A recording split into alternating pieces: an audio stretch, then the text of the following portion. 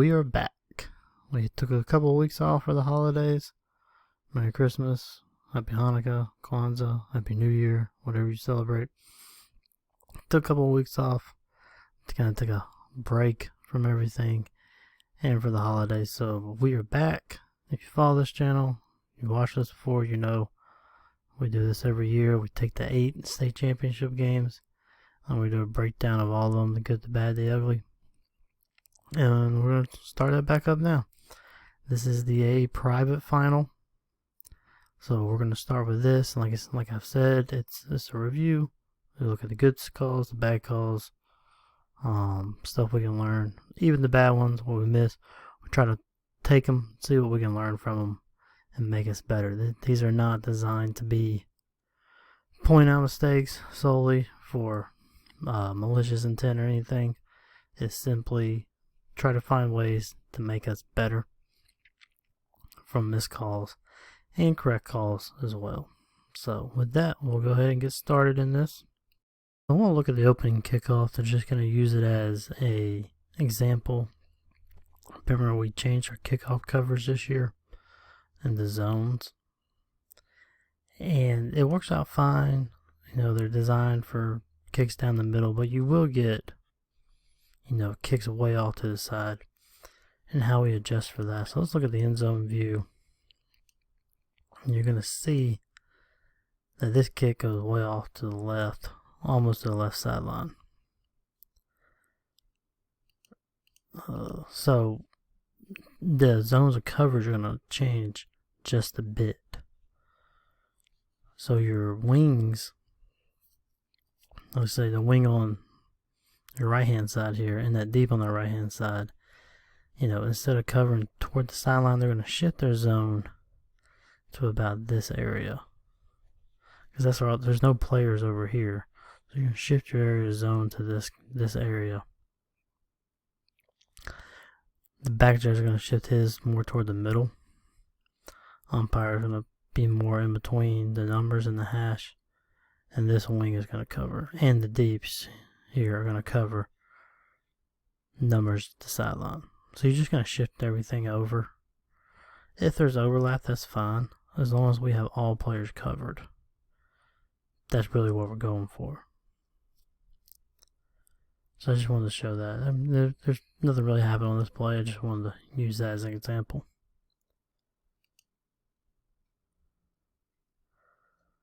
So we know we changed the mechanics a year or two ago to anytime you have a pitch or a pass that could be questionable, we had the line judge is going to be the one to punch that. So I don't think you see it. You're not going to see it in a frame, but the line judge does punch this. Even pitches like this, we want to punch.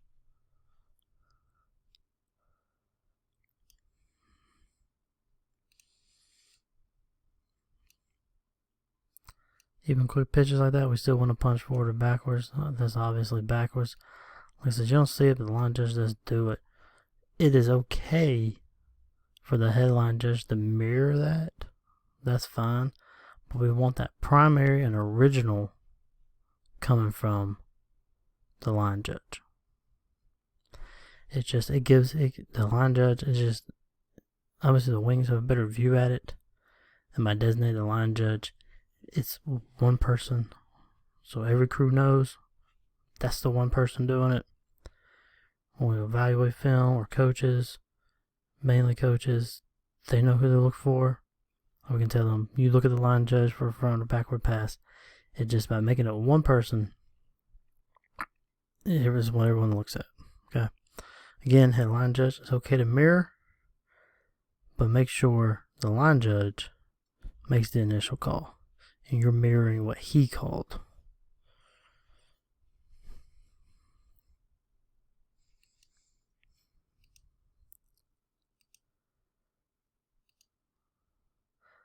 Right, again, this one's going to be better off looking at the end zone view. This, well, just what we talked about a minute ago. about your zones of coverage. We have a kick way to one side right here. Same thing, as you can see, there's no one in this area whatsoever. So there's no reason to keep the deep, the back judge, the wing over here, looking in here. So you just shift everything over. The deep is going to help with it. Is going to cover this primarily. Back judge can come in here and help. Umpires going to be looking in here. Back judge probably looking there too. And the deep and the wing are all going to be looking here. Just shift everything over. So we do have a hit right here, point of attack. I don't think this is quite late, especially because we want you to be slow on your whistle. The reason being, we don't want inverted whistles. That's more of a concern than anything. So we don't want inverted whistles. Slow on the whistles. So I'm okay with this not being called a late hit because it's pretty, it's close enough to not be.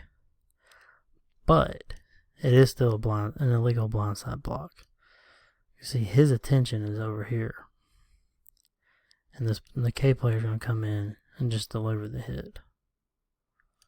That's an illegal blindside block. I don't think the force is open hands.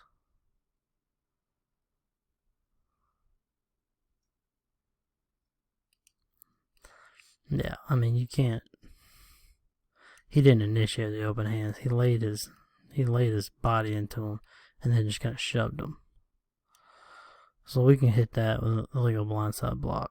It's not a late hit because I don't think it's close enough to being late. I mean, I think you give him a little margin of error there. But it is a legal blindside block because he's not looking. Because remember, legal blindside block is not just. You can have a legal blindside block to the front. It's where the focus and the attention of the player is. Even then he turns his body. So that's a legal blindside block.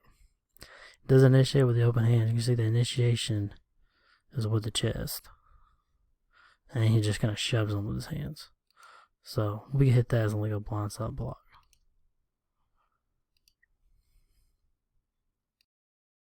Alright, so let's look at, I think there's another one that's best end zone view. Now look at this hit on the quarterback. So we had the rough on the quarterback video a few weeks ago. And remember, there's no timing aspect, there's no, number of steps aspect. It's just, does he have a reasonable, can he reasonably let up before he hits him? And here, I think you can make the case that he could. Because actually, he begins his launch after the ball is released. So right there, the ball is released. And then he launches. It's almost like he accelerates after the pass. So I think this rises to the level of roughing the passer. He could have stopped. So this should have been a roughing the passer. That's what you asked. Does he have can he reasonably let up? And he could have there.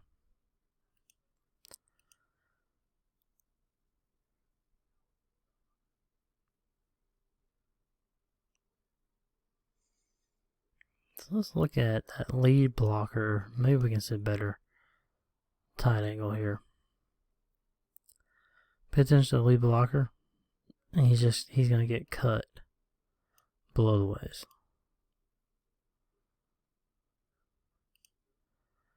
So remember, even though this blocker goes low too, the defender the onus is still on him not to go low. In fact, the lead blocker really doesn't go that low. I mean, he kind of ducks down, but as you can see, that defender, he's intent on going low below the waist even before there's contact. You see him load up low like that.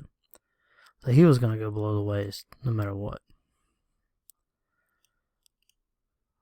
So whose call is this?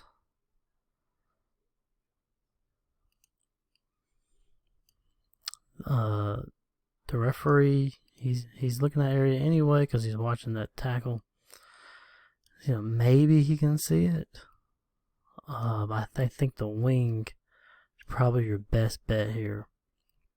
Even though he's going toward the goal line, he still is looking in that area, and he should see that. So it's just when we're moving to the goal line, just make sure we're still watching our area.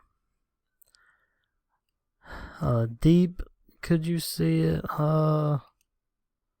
Maybe if you're peeking in there. I don't know if you really have a threat. You know, it's hard. I think your wing's your best bet still there. Referee, maybe he can peek in and see that. Referee may be blocked out too. So that's probably your wing.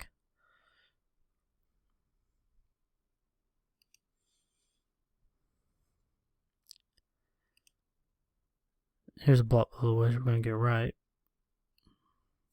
It's a very good call.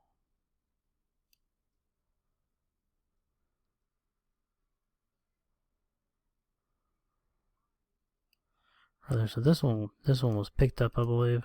I believe they call this one. And it's got everything you're looking for.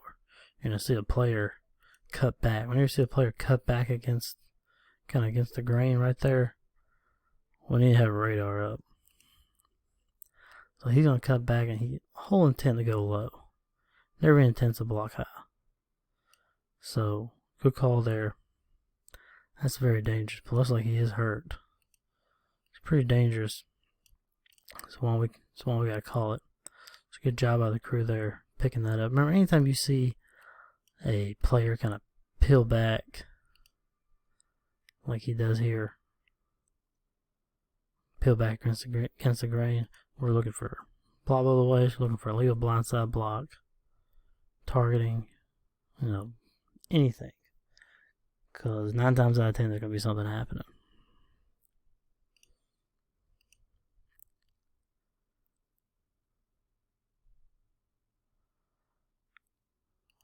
Alright, so on this one we get an ineligible downfield as a call.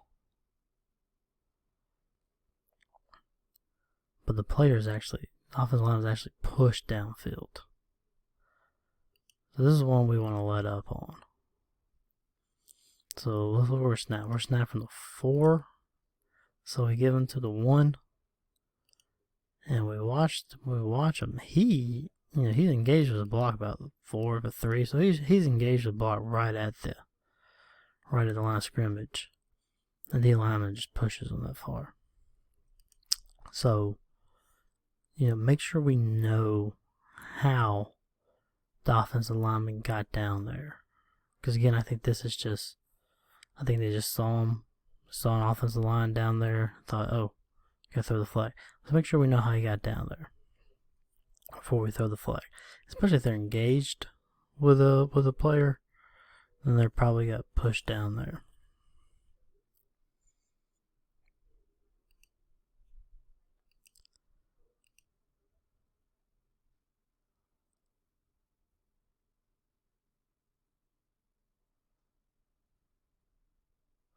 So we're going to have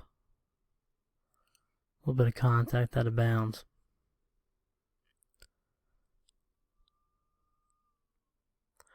So when we're looking at late hit out of bound calls, it's kind of like roughing the quarterback.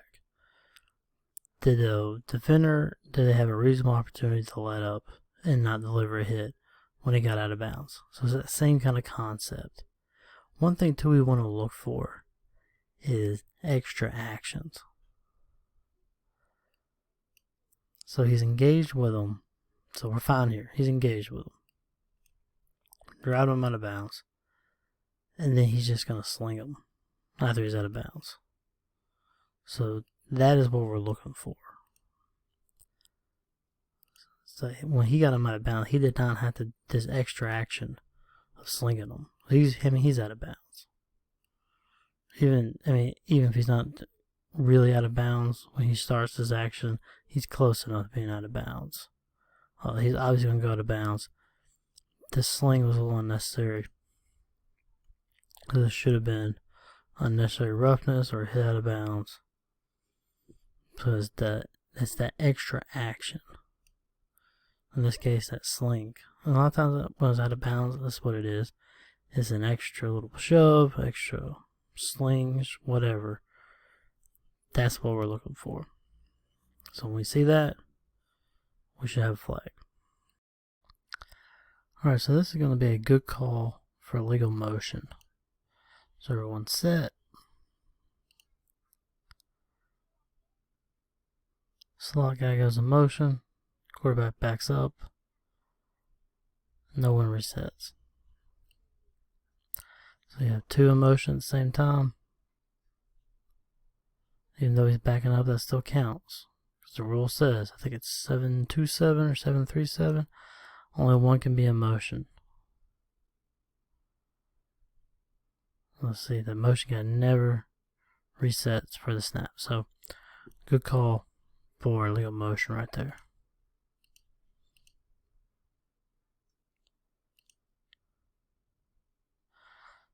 Go to the tight view and watch the snapper.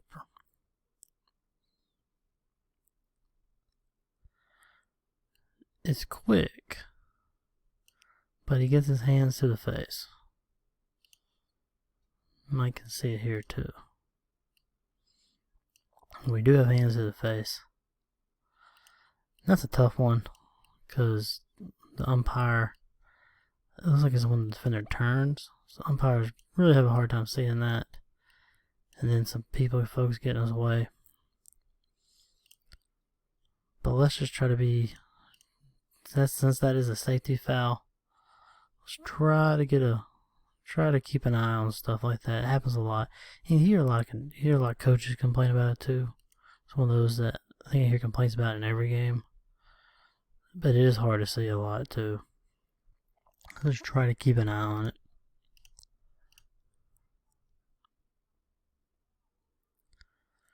Look at the end zone view to get the best look at this. Let's watch the snapper again.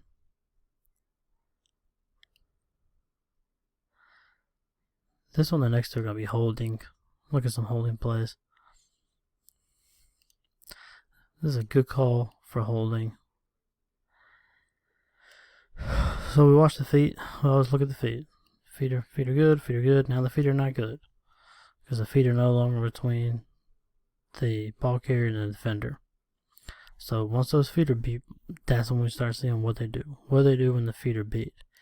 You can see he's going to keep his arm across his body like that. And while he has his body, he's just going to take him, stay a hold of him, and just take him down to the ground. Good call for holding right there.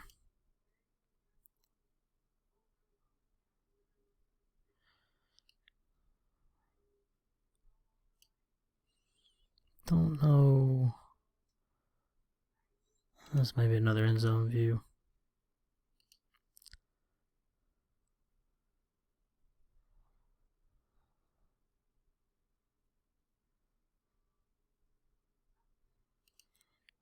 So right around here, it's a double team. Just because it's a double team doesn't mean we still can't have a holding. Right there. So far everything's good. They're just driving them back. But you can see they got a hold of them.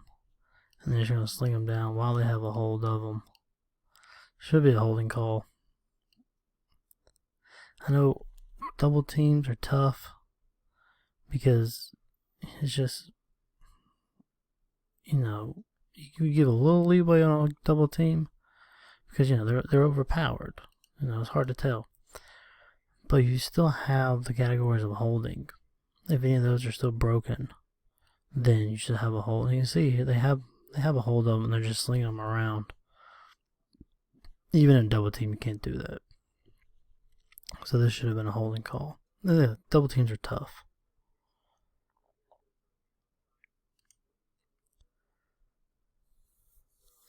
This one's going to be another holding call by the referee.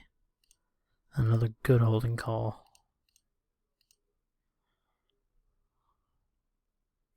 Yeah, right there on that snapper.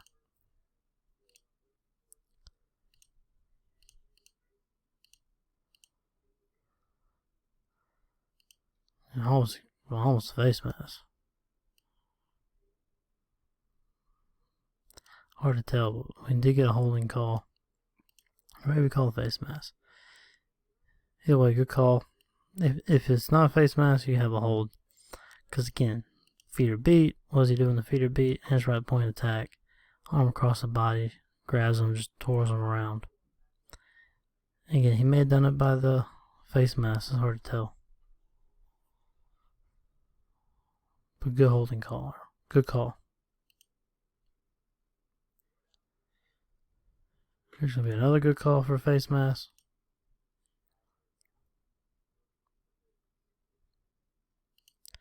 This one's tough to see.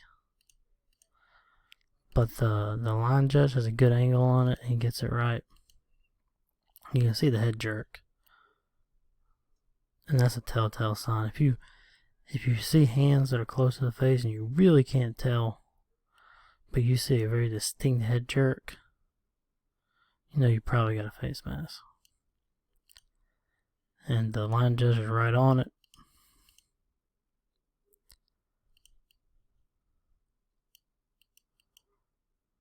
There you see it, plain as day. So good call by line judge there. Good job focusing in on it, staying with his key.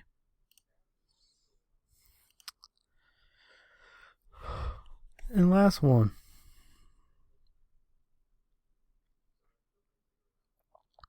Gonna be a DPI call. And apart from DPI, is good coverage by the deeps.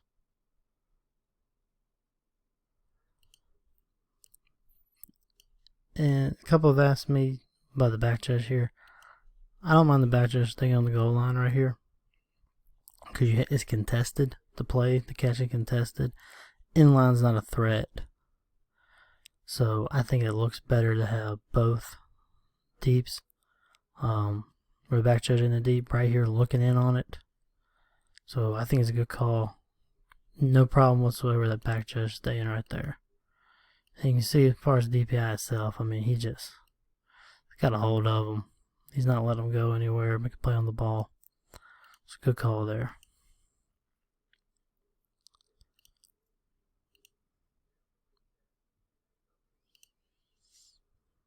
Alright, well that's it for the A private final. Hope you got something out of it. Hope you learned something. Remember, even if it's a call we thought was incorrect, we try to give some instruction on it other than just saying has a back call. So, hope you learned something from this. And we will see you later for the rest of the finals.